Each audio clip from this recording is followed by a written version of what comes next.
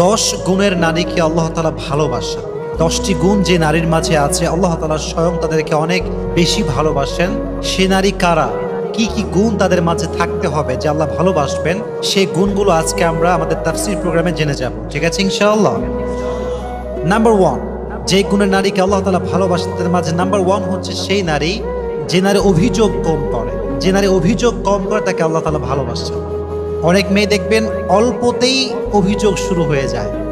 কেবল বিয়ে করে আসছে, একটু স্বামীর আচরণ খারাপ হয়ে গিয়েছে, শুরু করে দিল কথা যে জীবনে কি করলাম, কেমন স্বামী পাইলাম, পুরো জীবনটাই আমার শেষ হয়ে গেল। অভিযোগের কোনো শেষ নেই।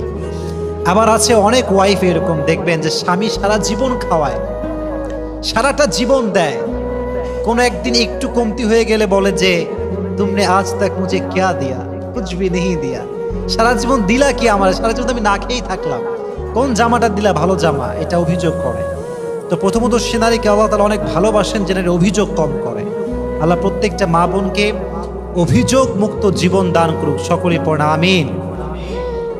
জীবনে সুখে থাকার সবচেয়ে সুন্দর একটি মাধ্যম হচ্ছে অভিযোগ কম করা।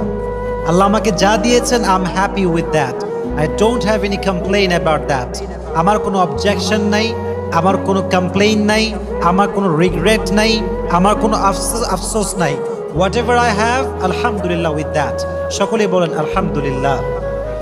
তাহলে আজ থেকে সুখী হতে চাইলে অভিযোগ কম করবেন, রাজি আছেন তো ইনশাআল্লাহ? তাহলে 1 নাম্বার সে নারী যে অভিযোগ কম করে, আল্লাহ লাভস হার ভেরি মাচ, আল্লাহ তাকে অনেক ভালোবাসে। 2 নাম্বার হচ্ছে সেই নারী the women who is very patient, যে নারী খুব ধৈর্যশীল, তাকে আল্লাহ ভালোবাসে। মনে রাখবেন সবর হচ্ছে এমন একটি হাতিয়ার, সবরকে আল্লাহ তাআলা এমন একটি যন্ত্র দিয়েছেন যা কখনো